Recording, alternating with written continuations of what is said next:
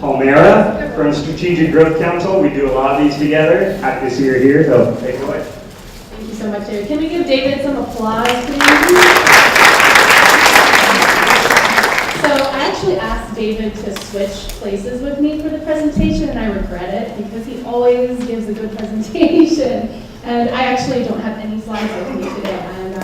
I'm just coming to you, entertaining you as myself, so hopefully we'll see how I do. But thank you so much for welcoming me and the Strategic Growth Council here. It's really great to be in person today. I see a couple of familiar faces, but quite a few new faces. So it's really great to meet new potential partners and make new friends. So I'm really excited to be here today. This conversation is particularly timely. I mean, we're at the very beginning of 2018, so kudos to you all getting the first big convening done in 2018 while everybody's fresh from the holidays.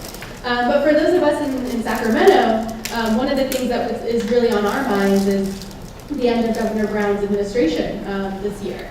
And so for us, for a lot of us, it's a time of reflection, looking back on what have we done, where have we come from, but we still have a little bit of time to think through how we can still improve, how we can institutionalize some of our practices, and really learn from our lessons and implement them this year. So I'm really grateful to be able to hear and listen and learn from you all and take some of this back to Sacramento. I'm going to try not to take too much of your time, and as you can see, I have no slides. So this won't be too much of a technical training on our cap and trade programs, but if anybody has any questions about our programs, I'll be here in the afternoon and happy to answer them. But what I wanted to just kind of chat with you all about and kind of share some of Strategic Growth Council's perspective and vision is I do want to talk to you all a little bit about our programs, our cap and trade funded programs, about how some of them have evolved and kind of our approach to continuing to improve those programs so that they really meet their intended goals of benefiting disadvantaged communities in a meaningful way. And what I'm really excited to share with you all and talk to you about is also how we at the state at Strategic Growth Council, but at all of our agencies that administer cap and trade programs, are really working hard to build new, non-traditional relationships and really increase our impact in communities by providing technical assistance as well. And then lastly, I just have one plug for one new Air Resources Board program that I think, particularly for stakeholders in this part of LA County, I think is a really exciting opportunity. So for folks, who here in the room has never heard of Strategic Growth Council before? First time? Okay, most folks have heard of us then. So we're a small state agency inside of the Governor's Office of Planning and Research. We're a mighty team of 22 people, with maybe like 4 shared staff with OPR. And our role, I mean, we as many of you already know, we work across state agencies, certainly on a policy level, but also with our programs, we're really trying to do a lot of integration of a lot of different themes and projects in the funding programs that we have. So for just as by way of quick rundown, at Strategic Growth Council, we administer 5 cap and trade or greenhouse gas reduction funds or California Climate Investments programs. We use all of those names. The first, one of our older ones, is the Affordable Housing Sustainable Communities Program, or AHSC. I'm going to go alphabet soup on you for a little bit. Another one is the Sustainable Agricultural Lands Conservation Program. We also have Transformative Climate Communities, TCC, a new program. We have a new Climate Change Research Program. And then lastly, we do have a Technical Assistance Program for disadvantaged communities. So we have quite a lot to work with. We're working in rural communities and urban communities. So we've learned a lot over the few years that we've had these programs. I think one thing, the programs that we have certainly statutorily were required to benefit disadvantaged communities. Overall, the cap and trade programs, 35% of the dollars have to go towards disadvantaged or low-income communities. For the affordable housing program that we have, for example, we have a higher bar. 50% of our dollars must benefit impacted communities. And we continue to meet that statutory requirement, that threshold, which is great. We get to check that box. We can go to the legislature and say that we delivered on our mission. We feel good about that.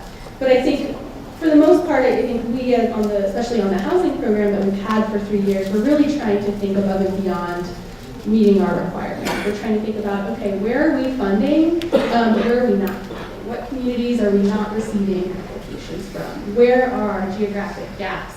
And what can we do to be proactive and extend a hand to those communities to invite them to the AHSC parties and see if we can get some applications for those communities. And we also rely on our stakeholders to raise those concerns as well. So we're trying to do this both ways. And you know, sort of this question of accessibility of some of these grant programs, you know, it can be a number of things that hinder people from accessing these climate programs. In the housing program, for example, this last year, or a year ago, we heard from tribal communities, tribal governments, that they were not eligible at all to apply for the affordable housing program. So we spent a year developing a framework such that we could work with tribal governments through all of the legal questions and concerns to open the door to tribal governments in this current round that we have. So that's one very clear accessibility provision that we had to really work on and keep it clear. But one other, you know, potential barrier to folks accessing that housing program, disadvantaged communities accessing that housing program, is something as technical as housing density. So, you know, in our program, we have a requirement that if you're in a certain area, your housing has to be at a certain density. And that is a barrier to some communities, and we recognize that.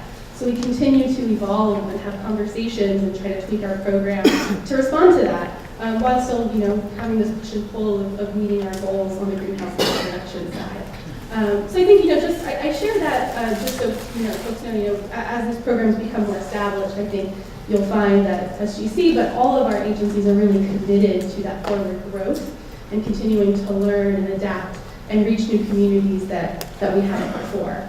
Because we're certainly not there yet. Our reach is not everywhere yet. On that same vein, you know, we're also really working to build new relationships with folks.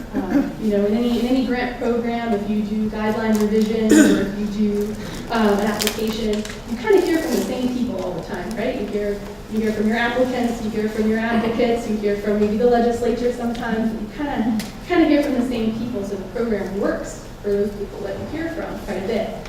And I think what you can expect to see, particularly in climate investments, is that we recognize that and we see that, and what we're trying to do is again extend a more proactive hand and talk to new people to bring them into the fold to be interested and eligible and competitive in applying for our programs.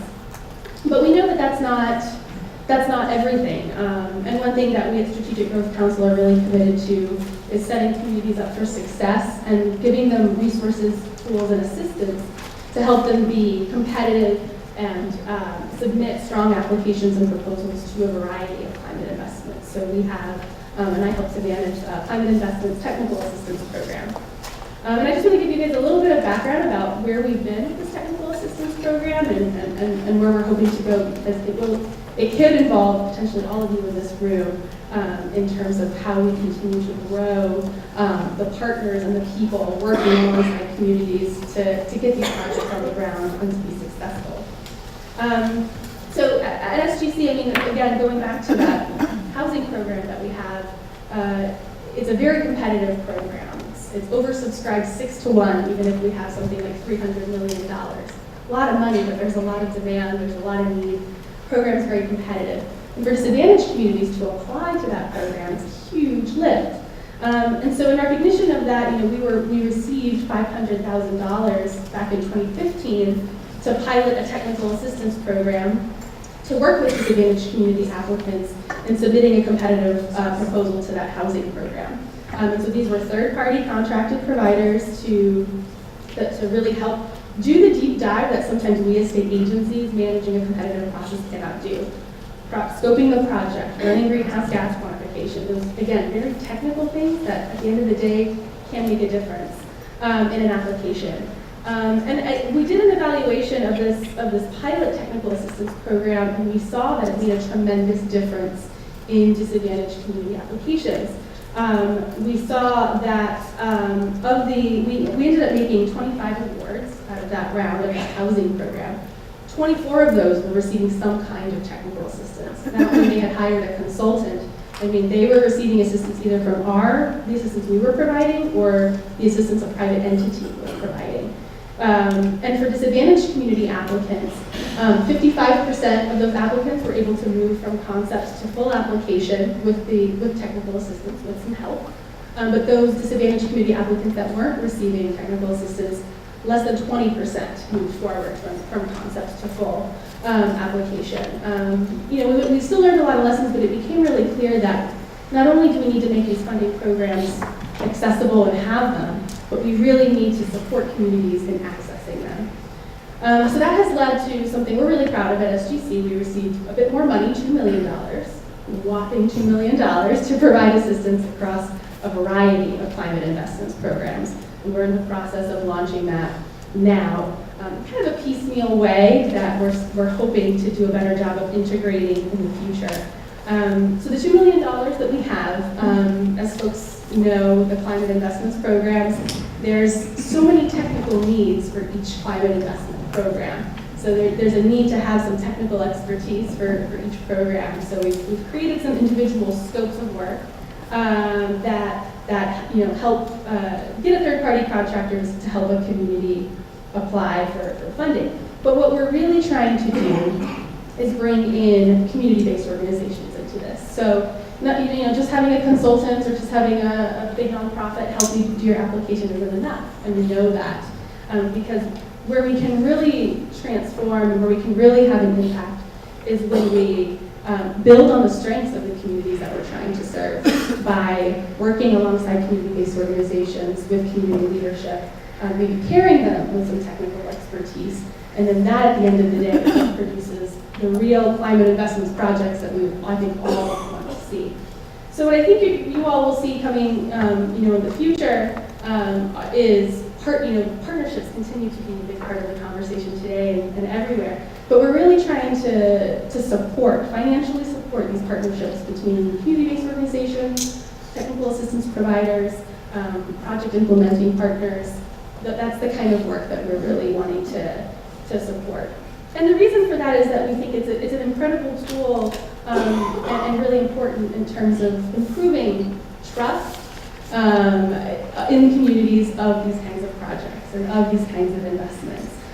We want to make sure that the projects reflect community needs and community vision, and we can only do that if we support the leadership that's there on the ground. And this is one small way that we intend to do that. Not to say also, I think what we're seeing, not just in climate investments, but across a lot of these funding partners and funding agencies is a real understanding that these trusted relationships are something that we need to work towards. Coming in as the state, sometimes you're not the most trusted person who knocks on somebody's door, and that's for very good reason. We know we have work to do in terms of addressing that. And so for SGC, this technical assistance program, we're able to build these partnerships is one small way we can do that. We're hiring more outreach staff and spending more time in the community, and not in Sacramento. That's another way we're trying to do that.